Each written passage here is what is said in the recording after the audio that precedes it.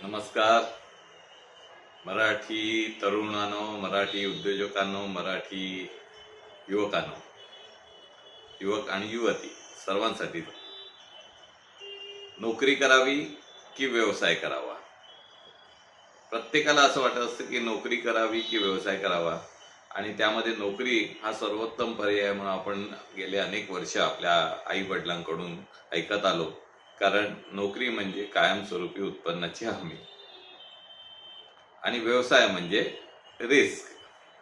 आणि त्यामुळे आपण आपला जो महाराष्ट्रीयन मराठी समाज आहे हा व्यवसायाकडे वळला नाही जास्त प्रमाणात, आणि ह्यानी नोकरी चाकरी पसंत केली. पण नोकरी आपण ज्या व्यवसायात करतो तो व्यवसायच आहे ना.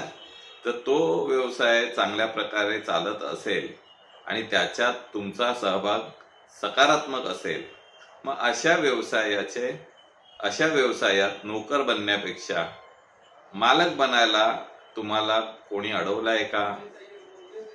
तर नाही. तुम्हाला कोणीही मालक बनवण्यापासून अडवलेला नाहीये. तरी पण तुम्ही नोकरीपेक्षा व्यवसाय बरा हे समीकरण घ्यायला तयार नाही. तर नोकरीमध्ये दर महिना तुम्हाला उत्पन्न किती मिळतं? 25,000 ते 50,000 रुपये. आणि व्यवसाय सुरू केल्यानंतर दर महिना उत्पन्न किती मिळतं? तर 1,00,000 रुपये ते 2,00,000 रुपये.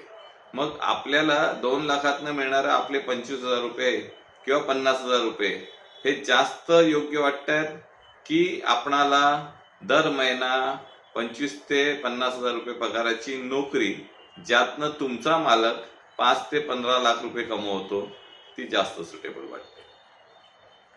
तर तुम्ही प्रयत्न हा करायला पाहिजे की व्यवसायात उतरण्याचा प्रयत्न करायला हवा. जास्तीत जास्त मुलांनी करायला हवा, जास्तीत जास्त मुलींनी करायला हवा. कारण व्यवसायात जरी अस्थिरता असली, व्यवसाय हे नेहमी अपडाऊन्स मध्येच चालणार. तशी नोकरी पण आपली जात असते, येत असते. आपण एक नोकरी सोडतो, दुसरी पकडतो, प्रमोशन्स घेण्यासाठी प्रयत्न करतो. स्ट्रगल हा दोन्ही बाजूला समांतर आहे. परंतु आपल्या पिढीने वर्षानुवर्ष नोकरी करत राहिल्यामुळे त्यांना व्यवसायाची गणितं समजत नाही. त्याकरता तुम्ही व्यवसायातले खाचखळगे शिकायला हवे. ते कुठे शिकणार? तर ज्या नोकरीत तुम्ही काम करताय त्या नोकरीत तुम्ही व्यावसायिक फंडे वापरायला सुरुवात करा. म्हणजे तिथे नोकर म्हणून काम करू नका. तर समजा हा तुमचा व्यवसाय असेल तर तुम्ही त्या व्यवसायाला कसं चालवाल या दृष्टीने तुम्ही स्वतःला तिथे घडवणं सुरू करा. कित्येक वर्ष गेली तुमच्या मागे, 4 वर्ष 5 वर्ष तुमच्या नोकऱ्या बदलण्यात गेली असतील तर 1 वर्ष तुम्ही ही नोकरी नीट टिकवा. इथे पगारापेक्षा जास्त प्रायोरिटी तुम्ही तुमच्या कामाला द्या. उत्तम काम करण्याचा प्रयत्न. उत्तम काम करण्याचा प्रयत्न आपण प्रत्येक जण करत असतो, कोणी करत नाही अशातला भागच नाही. पण उत्तम काम म्हणजे काय? तर तुम्हाला व्यावसायिकांची पुस्तकं वाचून व्यावसायिक कसा विचार करतात याचा विचार त्या नोकरीमध्ये भिनवायचा आहे, तुमच्या प्रवृत्तीमध्ये भिनवायचा आहे, तुमच्या स्वभावात भिनवायचा आहे. तर जास्तीत जास्त वेळ नोकरी करत राहणं, दिवसाचा 8 तासाच्या बदली 12 तास नोकरी करणं हा त्यातला एक भाग जरी असला तरी स्मार्ट वर्क, आजच्या दुनियेत स्मार्ट वर्कला महत्व आहे. तर त्या स्मार्ट वर्कवर तुम्ही काम केलं पाहिजे. म्हणजे तुम्ही एखादा प्रोडक्ट तुमच्याकडे विकल्यानंतर तुम्हाला त्यातनं जर XYZ नफा मिळतो, 25 रुपये नफा मिळतो, तर हा नफा 25 चा 50 रुपये होण्यासाठी तुम्हाला काय करावं लागेल याचे विचार तुम्हाला करता आले पाहिजेत. आणि हा प्रकारचे वेगवेगळे विचार तुमच्या मनात आले पाहिजेत, त्याचे प्रश्न निर्माण झाले पाहिजेत, त्या प्रश्नांची उत्तर तुम्हालाच शोधता आली पाहिजे, कोणाचाही सहभाग न घेता. तर ही जी व्यावसायिक पार्श्वभूमी आहे ही तुमच्यामध्ये आणण्याचा तुम्ही प्रयत्न करायला आत्तापासून सुरुवात करा. तुम्ही नक्कीच, मला खात्री आहे, नोकरीत असाल आणि हा व्हिडिओ माझा ऐकत असाल तर तुम्ही त्या नोकरीमध्ये उद्यापासून प्रामाणिकपणे काम करायला सुरुवात करा. प्रामाणिकपणाचा अर्थ काय?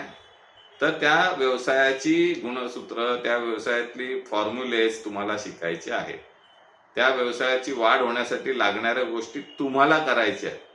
तुमचा सिनियर मॅनेजर तुम्हाला त्यातनं काय बोलतो, तुमचं मॅनेजमेंट तुम्हाला काय बोलतं, तुमचे ज्युनियर्स काय बोलतात, इग्नोर, सगळ्या गोष्टींना तुम्ही इग्नोर करा.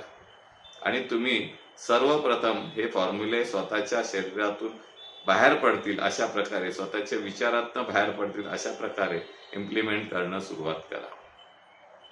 अशा प्रकारे जेव्हा तुम्ही काम करणं सुरू कराल, निश्चितपणे मी तुम्हाला खात्री देतो की तुमचा विचार बदललाय, म्हणजे भविष्यात तुम्ही व्यवसायात शिरण्याची पहिली पायरी गाठलेली असणार. आणि त्या दृष्टीने पुन्हा एकदा मी सांगतो की धीरूभाई अंबानीची पुस्तकं वाचा, जेणेकरून तुम्हाला व्यवसायातल्या ज्या रिस्क असतात त्या कशा हँडल करायच्या ते समजेल. धन्यवाद मित्रांनो, पुन्हा एकदा भेटूया लवकरच पुढच्या आठवड्यात. धन्यवाद.